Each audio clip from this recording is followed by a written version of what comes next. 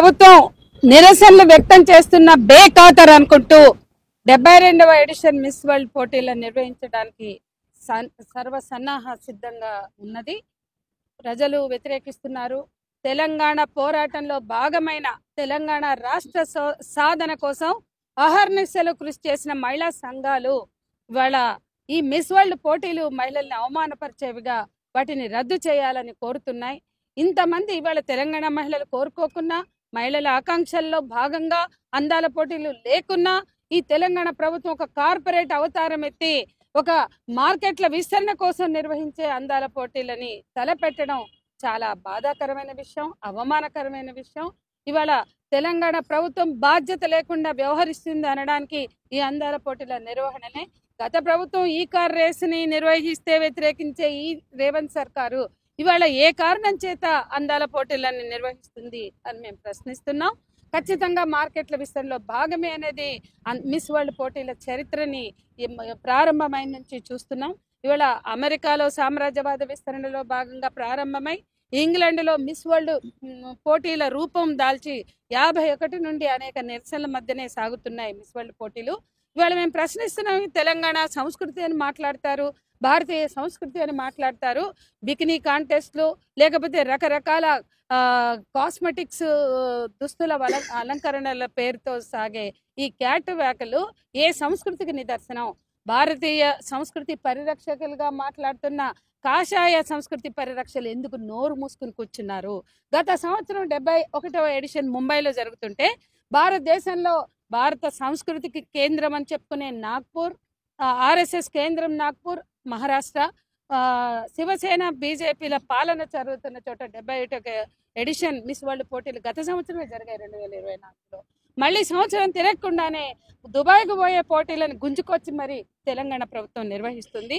దీని మీద ప్రతిపక్షం అని మాట్లాడుతూ ప్రజల గురించి రోజు నాటకాలు ఆడుతున్న బీజేపీ, భారతీయ సంస్కృతి హిందూ మతం అని కాకమ్మ కబుర్లు చెప్తున్న బీజేపీ వాళ్ళ పరివారాలు సంఘ్ పరివార్, బజరంగ్ దళ్, విశ్వ హిందూ పరిషత్, స్వదేశీ జాగరణ మంచ్ వీళ్ళు ఎందుకు మాట్లాడట్లేదు? నోరిప్పట్లే.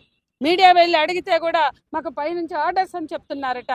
ఇప్పటి వరకు ఒక్క ముక్క కూడా మాట్లాడని విశ్వ హిందూ పరిషత్ గతంలో 96లో కనీసం వాళ్ళు స్వదేశీ జాగరణ మంచి వాళ్ళు 96లో బెంగళూరులో జరిగిన అందాల పోటీల్ని వ్యతిరేకించారు. 2025కు వచ్చే వరకు ఎందుకు నోర్లు మూసుకున్నారని మేము మాట్లాడుతున్నాం. పొద్దున్న లేస్తే ప్రజల మధ్య మతాల పేరుతో చిచ్చు పెట్టి భారతీయ సంస్కృతిని గగ్గోలు పెట్టే వాళ్ళు ఈ విదేశీ సంస్కృతి, వ్యాపార విషయ సంస్కృతిని ఎందుకు అంగీకరిస్తున్నారు, ఎందుకు ఆమోదిస్తున్నారు? బీజేపీ ఆమోదం లేకుండా, కేంద్రం ఆమోదం లేకుండా ఇవాళ తెలంగాణ ప్రభుత్వంలోకి అన్ని సముద్రాలు దాటుకుని పోటీలు వస్తున్నాయా? ఖచ్చితంగా కేంద్ర రాష్ట్ర ప్రభుత్వాలు నిర్వహిస్తున్న పోటీలుగానే భావించాలి. వీటిని రద్దు చేయాలి. ఇది మార్కెట్ల విస్తరణ కోసం మరో ప్రయోజనం లేని పోటీలు. తెలంగాణ మహిళలు కోరుకుంటున్నవి కాదు. అదే సమయంలో ఇవాళ మహిళల ఉపాధి లేదు. పెన్షన్స్ ఇట్లా ఒంటరి మహిళల పెన్షన్స్, లేకపోతే వృద్ధుల పెన్షన్స్, ఇవాళ తెలంగాణ అభివృద్ధికి ఇచ్చిన గ్యారంటీలు ఎక్కడ పోయినాయి, హామీలు ఎక్కడ పోయినాయి? కోరుకొని అందాల పోటీలను ఎందుకు రుద్దుతున్నారు? వీటి కోసం కోట్ల రూపాయలు ఎందుకు ఖర్చు చేస్తున్నారు? ప్రజాధనాన్ని దుర్వినియోగం చేయడం, కార్పొరేట్ పాలన కొనసాగడంలో భాగమే ఇది. వీటిని రద్దు చేయాలని హైదరాబాద్ బ్రాండ్ ఇమేజ్ పెరగాలంటే అంతర్జాతీయ క్రీడలకు కూడా వేదిక చేయొచ్చు. ఏసియాడ్ నిర్వహించమనండి, దమ్ముంటే ఒలింపిక్స్ నిర్వహించమనండి.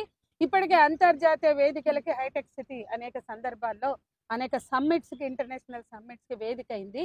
అప్పుడు తెలంగాణ చేనేతని, తెలంగాణ హ్యాండిక్రాఫ్ట్స్ ని, తెలంగాణ పిండి వంటల్ని ఎందుకు మార్కెట్ చేయలేదు? ఇవాళ అందాల పోటీలకు దేశానికి ఒక అందగత్తె, 140 దేశాల అందగత్తెలు భారతదేశంలోకి హైదరాబాద్లోకి రాగానే హెరిటేజ్ ఎట్లా గుర్తింపు వస్తుంది? చార్మినార్ ఉన్నప్పటి నుంచి తెలంగాణ హెరిటేజ్ గుర్తింపు ఉన్నది. ఇవాళ తెలంగాణ హ్యాండిక్రాఫ్ట్స్ కావచ్చు, చేనేత కావచ్చు, నిర్మల్ బొమ్మలు కావచ్చు, అనేక కళాఖండాలు కావచ్చు, ఇవాళ తెలంగాణ హెరిటేజ్కి ఆనవాళ్లుగా ఉన్నాయి. కొత్తగా ఈ అందగత్తెలందరినీ పిలిచి అందాల ఆరబోతలతో, క్యాట్ వాకులతో మాత్రమే తెలంగాణకు గుర్తింపు వస్తుందంటే అంత అమాయకులు ఎవరు లేరు. ఇది ప్రజల్ని ఫూల్స్ చేయడం తప్ప మరొకటి.